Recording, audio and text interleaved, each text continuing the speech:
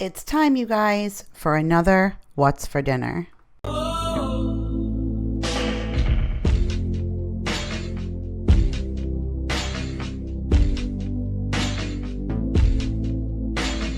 What's up, guys? How are you on this fabulous day? My name is Kira if you're new, and today we are going over what my family of 6 has had for dinner. Now, I know that my What's for Dinner videos are a little unconventional. A lot of YouTubers like to just share a couple of recipes inside of the video while they show preparing them. But to be honest, you guys, it is very chaotic in our house during dinner time, and everybody is all kind of gathered around, and I like to just enjoy my family while I'm cooking and not necessarily set up the camera. So I like to just share clips of what I made and then be able to link you to either where I found the recipe or to videos that I've made of myself. And sometimes I like to share new recipes that I found on Pinterest, like this is a pretzel crusted chicken with a cheddar mustard sauce, or this was an absolutely amazing Sicilian meatloaf. Or sometimes I like to share with you things that I just put off the cuff, which is like a ground sausage in garlic and oil pasta, or maybe it's my own homemade chili that I ladle over a baked potato. Sometimes I even share recipes that are that of my friends, where this is Vanessa's corn rice salad. So I have so much to share with you guys, and I hope you guys are interested in watching this video. So if you like this kind of content and you are new, make sure to hit that subscribe button, grab a drink, grab a snack, and for all my foodies out there, let's talk what's for dinner. All right, you guys, so we're going to start out first with a couple of meals that are holiday related, like meals that we had on specific holidays. And this meal is my mama's stew. So I have this recipe handwritten, so I'll put that in the description box for you.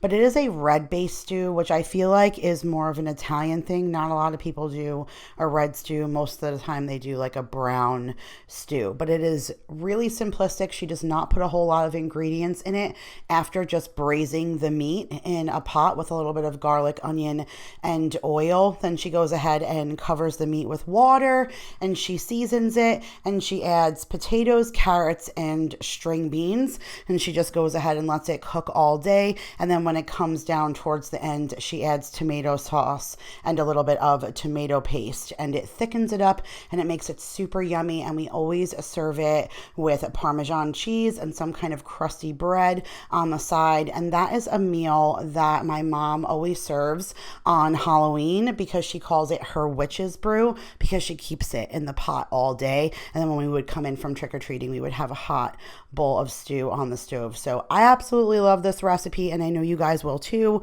So make sure you check the description box, because like I said, I'll have it handwritten for you. So here we are on a Christmas Eve. I'm sad I didn't get a picture of my plate on Christmas Day, but this is what we had on a Christmas Eve. So my family being Italian, we always did the night of the 7 fishes, but my husband's allergic to seafood, and not everybody loves fish the way my family did with the galamad and the scungile and all of that. So I just went a little bit simple, and I made some coconut shrimp because I know all of us who like shrimp absolutely love that. And then I made fish sticks. Again, I know it's super silly, but the fish sticks and the coconut shrimp. We also had some fresh shrimp that I did with cocktail sauce, but I put that out as an appetizer, so it's not here on my dinner plate. But I figured that at least checked off some boxes so that my ancestors will not come back to haunt me for not having fish on Christmas Eve. And then we also did a little bit of chicken Alfredo. Being that my husband's allergic to seafood, I wanted him to have something bulky to make. So I actually have a recipe video on how I make my Alfredo, so I'll link that up above for you. And I just sauteed some chicken in garlic and oil, and we added that in. I had tartar sauce on the side. It was absolutely amazing. And now, like I said, speaking of sticking with the holidays, and this is our last one, this is my husband's birthday, and he absolutely loves my meatballs. He would prefer my mama's. He loves my mama's meatballs more. I don't take that personally, but he just loves meatballs in general, and that's Mason's favorite food also. So I made a pot of my own sauce, and I made big, giant meatballs. So I have 2 meatballs on this plate with my sauce on the side. So I have a recipe video for my sauce sauce. I have a recipe video for how I make my meatballs. So make sure you guys, again, check that description box because I'll leave all the links for you guys of everything that's in this video so you can go back and watch and get those recipes if you need them. So like I said, I put my sauce on top of the meatballs, a little bit of Parm cheese. Those are the garlic knots that I got from Aldi in the bag that cook right in the bag in the oven, which is absolutely amazing. And then I just went ahead and made a big salad with French dressing because that's my husband's favorite, and he absolutely adored it. And then we also had that Stroop waffle cake from Trader Joe's, which was also absolutely incredibly amazing. So it was definitely a great birthday dinner, and hubby was super happy. So on this particular night, you guys, your girl was basic, and sometimes I just love a good old roasted chicken. And oddly enough, I have a video for that as well on how I make a full roasted chicken. So that'll be linked below, as well as I also have a recipe video on how I make my mashed potatoes. So that'll be linked below as well. So on this night, I just had the leg off of the roasted turkey. I prefer dark meat, so I'm usually the first one to go for the legs, the wings. So I went ahead and grabbed that, and I had a scoop of mashed potatoes. And when I serve mashed potatoes to my family, I usually like to make corn. My dad always taught me how to mix my corn and mashed potatoes together, and that always just tastes super yummy to me. So my mind always goes to corn when I make mashed potatoes, but like I said, that was a super simplistic meal, but yummy. All right, you guys, this is probably one of my favorite things to share with you guys because this is my chili. Now, my chili was the very first cooking video I ever did on my channel. So I'll link it for you, but keep in mind it was my first one, but it is a super easy recipe, but it is the best chili. Well, at least in my opinion. We also did a chicken chili from the 50 Shades of Chicken cookbook, which was also quite amazing as well. But I went ahead and made my chili, and then I made big baked potatoes, and I melted some cheddar cheese on top of the baked potatoes. I put the chili on top of it with sour cream and green onion, and then I also made some Jiffy corn muffins on the side, which was perfect. Any leftover corn muffins, I just went ahead and threw in the freezer for breakfast meal prep, but the cornbread just went perfect with the chili. And if you've never had chili over a baked potato, you just don't know what you're missing. Sometimes it's better than doing it with nacho chips or just having it in a bowl. It really just spices things up. So absolutely love my chili. And then that rolls into the next clip. So later on in the week, we had hot dogs for dinner, and I was like, oh my goodness, yes, I'm going to put my chili on this. So I melted some cheese curd actually that we had left over from making poutine. I melted some cheese curd on top of my hot dog and then put some of the chili on top of that as well. Oh my goodness. Like, I needed nothing else for dinner. That is a raspberry chipotle salsa that I got from Buc-ee's when I went with Vanessa to Aldi. That was kind of far away. We stopped at Buc-ee's on the way home, and I got raspberry chipotle salsa, which was outstanding. I put that with some sour cream and some like tortilla chips on the side. Yeah, that was a killer dinner. Now we are on to a recipe that was a food hack.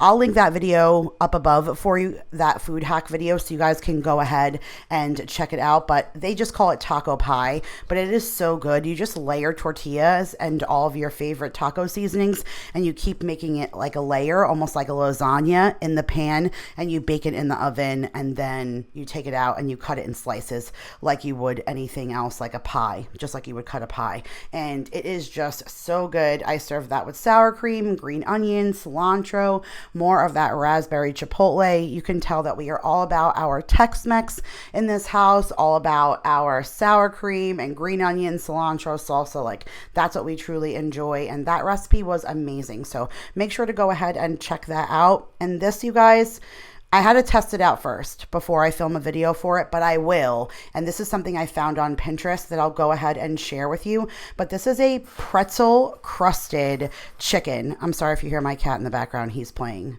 This is a pretzel crusted chicken, and it has a cheddar mustard sauce on top. So if you like honey mustard and you like pretzels, like, this is the chicken for you. And you make this like you would fry any other chicken. Like, I just made a thin chicken cutlet, and then I put the chicken cutlet in 2 eggs with a little bit of water to give it like an egg bath, and then you just roll it in crushed up pretzels. They said to use a food processor, but I wanted some chunk too, so we just used like a meat masher and stuff and mashed up the pretzels as much as we could, and we used that as a coating, and then we fried it on the stove. And then you make this honey mustard cheddar sauce and you just ladle it over it. Oh my goodness, it was just so incredible. And I went ahead and I made mashed potatoes, and I also made string beans that night just to kind of switch it up a little bit. But wow, you guys, make sure you check out that link down below for Pinterest, or stay tuned for a future video, because I promise you, you will not be disappointed. Just the pretzels and the honey mustard and the cheese, like all of that just had the most incredible flavor. It just so good. One of the best chicken recipes I've ever gotten off of Pinterest. Speaking of another recipe that I just got off of Pinterest, I have been all about trying new recipes lately, so I'll link this one down below, but it caught my eye because it was called Sicilian meatloaf.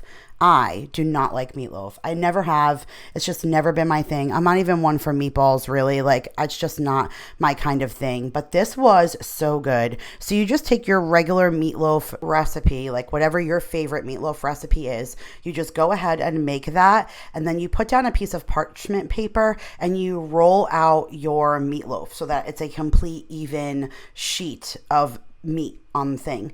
And then you layer it with ham, and then you put layers of basil, and then you put layers of mozzarella cheese, and you go ahead and use the parchment paper and you roll it up like if you were making like a pumpkin roll or some kind of rolled up cake. Like, you use the parchment paper to keep rolling your meat log, which is literally what it comes out to be, and then you bake it in the oven at 350 degrees. And when you cut it, inside is this oozy basil and mozzarella with the ham, almost like a rollatini. Just so delicious, and it made me love the meatloaf. So you're supposed to serve it with sauce. I didn't put sauce on that one so you could see what it looked like, but I put some penne on the side with my homemade sauce over everything. Holy cow, you guys. Now, speaking of rolling things up, why I never thought to roll something up when this is my recipe in the first cookbook that I wrote with Vanessa and Nicole. This is the thing that was my favorite recipe out of the whole cookbook, and this is my rolled up flank steak. And I kind of recreated this a long time ago because I used to go to a butcher in Deer Park, Long Island, where they would sell what they called pinwheels, and that was flank steak, and inside of it is spinach and provolone rolled up. And I've always wanted to recreate that, and so I went ahead and came up with my own version of this. So that recipe is in the cookbook, and I've also done a full video on it, so I'll go ahead and link that for you guys so you can check it out. And it is served alongside my Parmesan orzo. That's the creamy garlic Parmesan orzo that I talk about all of the time, and it is so good, and I have a full video for it. So again, it'll be linked for you. And then with that was the Asian chopped salad that I got from Sam's Club. So that was such a great dinner. The steak with the salad and the Parmesan orzo, like super filling, super delicious. Definitely a must try. All right, so now we're on to my homemade takeout Chinese food at home. And I love when we do this because we got to have a smorgasbord of Chinese takeout and I didn't have to spend a fortune. So that's my homemade pork fried rice, which of course, I have a full video for that. The only thing I was missing was the scrambled egg. I don't know why I kind of dropped the ball on putting that in the rice in the video, but again, it's a super old video, but I'll link it so you can go ahead and check it out. And then on the side, I just have some of those Taipei frozen egg rolls, which were super good. And then we also had some of the P.F. Chang's chicken lo mein. I've never tried it before. It was super good. It's just for an expensive bag. It didn't make a whole lot. Like, it only filled this bowl and what you saw on my plate. So certainly wouldn't feed my family for an entire meal. Definitely something we would have to have as a side dish, but that's exactly what we did here. So we had the pork fried rice, the chicken lo mein, we had the egg roll, and then I also went ahead and steamed some broccoli because I feel like whenever you have some kind of Chinese takeout, you always need to have broccoli alongside of it. So that's what we had this night, and it was super, super good. So I mentioned before that Sicilian meatloaf was very similar to a rollatini, and I love a rollatini. I just think that it is absolutely amazing. And one night I decided to do that with chicken cutlets. I happen to love it with eggplant. At least that's the way I used to eat it, like at Italian restaurants at home. But you're just going to go ahead and take a breaded chicken cutlet and you're going to put it down on the table. And then on top of it, you're going to do exactly what you did with that Sicilian meatloaf kind of. You're going to put a piece of ham, but then I go ahead and add some seasoned ricotta cheese. So I just take ricotta and I add a little bit of some egg and seasonings, salt and pepper, and I lay a layer of that on top of the ham. Good seasoning on the inside, and then you roll that chicken up and you cover it in sauce and you bake it in the oven for about 40 minutes. And once it's finished, you just top it with some mozzarella cheese and then let that ooze all over. And it is so filling. You can only eat one piece. I just went ahead and served that with a salad because that's all you really need on the side. But I'll definitely make a video of that to share with you guys. I have a chicken parm video that I can link for you guys. Not exactly the same, but still super yummy. All right, I almost didn't share this because I feel like the picture doesn't do it justice. It looks a little dry up top, but it's really not. It's just because that's how the cheese got like crispy on top. But this was a chicken marsala and rice casserole. And I love chicken marsala. It's another one of the recipes in my first cookbook.